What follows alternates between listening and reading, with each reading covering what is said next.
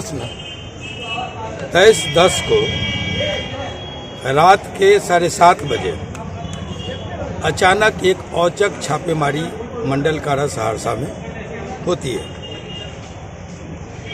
ये सिर्फ 32 मिनट चलती है, सिर्फ 32 मिनट। जेल के किसी पदाधिकारी को, चाहे सुपरिंटेंडेंट हो या जेलर हो, किसी को आने नहीं दिया जाता है, सबको बाहर रोक दिया जाता है। इसका प्रूफ है सीसीटीवी कैमरा जो गेट के बाहर भी है, गेट में है और गेट के अंदर, जेल के अंदर जो गेट है उसमें तीनों जगह है। ये छापेमारी 32 मिनट में संपूर्ण जेल की छापेमारी नहीं हो सकती है। एक वार्ड की छापेमारी हो सकती है 32 मिनट में, 40 मिनट में, लेकिन संपूर्ण जेल की छापेमारी नहीं हो सकती है। ये बताता है इंटेंशन, ये कि आप पूर्वाग्रह से ग्रसित होकर एक व्यक्ति को जानबूझ के तबाह करने के लिए, तंग करने के लिए आप गए। मेरे पास से बताया गया कि चार मोबाइल, यहाँ प्रेस के सारे लोग हैं और वकील लोग हैं। मैं एक बात आपसे पूछूंगा कि आपके पॉकेट में कितना मोबाइल है, बताइए आप। एक बहुत होगा तो 2 रखेगा पकड़, या आप एक बड़ा रख लीजिए, एक छोटा रख लीजिए। 4 मोबाइल आप कहाँ रखिएगा? ये असंभव है। ये तब जब आप पेंट में है, शर्ट में है, बंडी में है और क्या कहते हैं आपके कई पॉकेट। हम जहाँ रह रहे हैं वहाँ तो हम लुंगी में रहते हैं, वहाँ तो हम कुर्ता में रहते हैं, या तो एक शर्ट में रहते हैं या गंजी में रहते हैं। गर्मी का समय था, अक्टूबर, कोई जाड़ा का नहीं था। और हमको कहा गया कि आनंद मोहन के पास से 4 मोबाइल बराबर। इससे बड़ा कोई सफेद झूठ नहीं हो सकता है ना। और इसलिए मैं कह रहा हूं कि ये कौन पकड़ा? अगर दीपक कुमार को पकड़ा गया, वार्ड नंबर 1 में दीपक कुमार यादव करके पकड़ा गया ना, उसका वीडियोग्राफी हुआ, उसके मोबाइल के साथ, उसके जिस बैग में पकड़ा गया उसकी वीडियोग्राफी की गई। मेरी वीडियोग्राफी क्यों नहीं हुई? अगर हमारे पास से 4 मोबाइल पकड़ाया तो एसडीओ पकड़े। हमारे यहाँ कौन गए थे छापेमारी? बाहर में थे, गेट में तो एसपी और डीएम बैठे हुए थे। वार्ड में कौन गए थे छापामारी के लिए? अगर डीएसपी और एसडीओ गए तो दोनों में किसने पकड़ा? और जिसने पकड़ा कायदे से उसको हम पर मुकदमा करना चाहिए।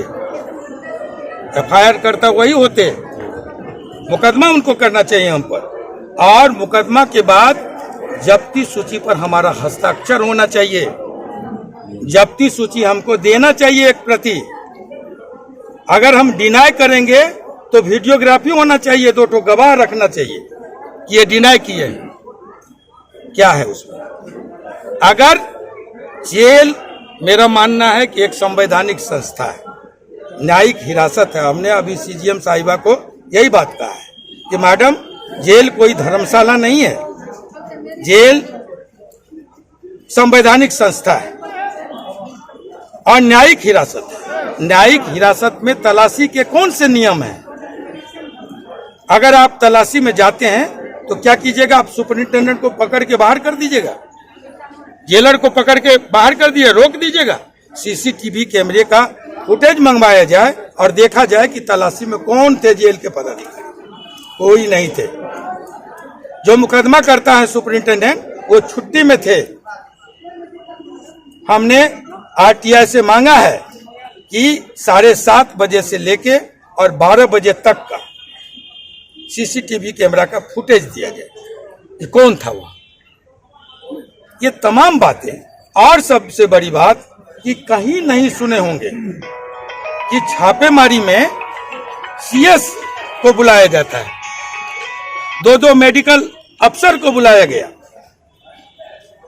पूरी मेडिकल टीम थी, सीएस थे, सीएस के साथ साथ 2 मेडिकल अफसर थे, डॉक्टर थे, है ना।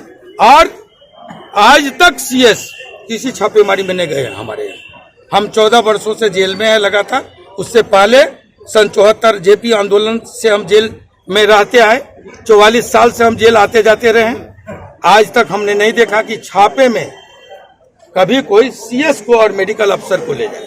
छापे में कोई हेलमेट धारी गया हो, और यहाँ दर्जनों की संख्या में हेलमेट पहन के लोग रात के अंधेरे में गए थे मुंह छुपा करके। वो पुलिसकर्मी कहीं से भी बॉडी लैंग्वेज से नहीं लगता था, उसका बॉडी लैंग्वेज ये नहीं बताता था कि वो पुलिसकर्मी है। निश्चित तौर पर हमारे राजनीतिक प्रतिद्वंदी होंगे, हम पर हमला होता विरोध करने पर, और अगर कुछ होता तो सीएस से लिखवाया जाता कि लिखो आनंद मोहन की स्वाभाविक मौत है। 14 साल 4 महीने मेरे होने को आए, है ना, 14 साल 5.5 महीना अब, और सारा रिपोर्ट मेरे फेवर में गया है। आप छोड़ते नहीं है। 14 साल में सुप्रीम कोर्ट का निर्देश है। आप नालसा के अधिकारी यहाँ बैठे हुए हैं, जिला विधिक प्राधिकार, आप उनसे पूछिए कि सुप्रीम कोर्ट का क्या निर्देश है। 14 साल 1 दिन अगर हुआ तो क्यों नहीं छूटा। आज हमारा 5.5 महीना होने को है, और तब अंतिम में आप एक साजिश रचते हैं। बेहतर होगा, मैं आपके माध्यम से माननीय मुख्यमंत्री जी से कहूंगा कि इतनी ही अगर घृणा है हमसे, इतना ही अगर नफरत है हमसे, एक तो निर्दोष, दुनिया की कोई ताकत समझा नहीं सकती है कि आनंद मोहन दोषी है। बच्चा जानता है कि आनंद मोहन जी कृष्णैया मामले में निर्दोष है। हमने संविधान का पूरे सब्र से, पूरे धैर्य से संविधान की गरिमा और कोर्ट की मर्यादा का वहन करते हुए निर्दोष जेल काट लिया, फांसी की सजा करवाए, आजीवन कारावास हुआ, और हमने सब सह लिया ना, सारा कुछ। मतलब कि अगर हम मर्यादा में बंधे हुए हैं, हम लोकसभा के मेंबर रहे, हम विधानसभा के मेंबर रहे, कानून हम बनाते रहे हैं ना। उस पंचायत में बैठे जो 750 लोग देश चलाता है, वो सौभाग्य 2 बार हमको मिला। हमको राज्य की सबसे बड़ी पंचायत में बैठने का अवसर मिला ना, और हम स्वतंत्रता सेनानी परिवार से हैं। हम जयप्रकाश आंदोलन के अग्रणी सिपाही रहे हैं। कोसी का चप्पा चप्पा जानता है हमारे संघर्षों की कहानी, लेकिन बावजूद इसके निर्दोष रहते हम 14 साल 5.5 महीने से जेल में हैं। अब कितना टॉर्चर कीजिएगा। एक मोबाइल की सजा दी जाती है सेल,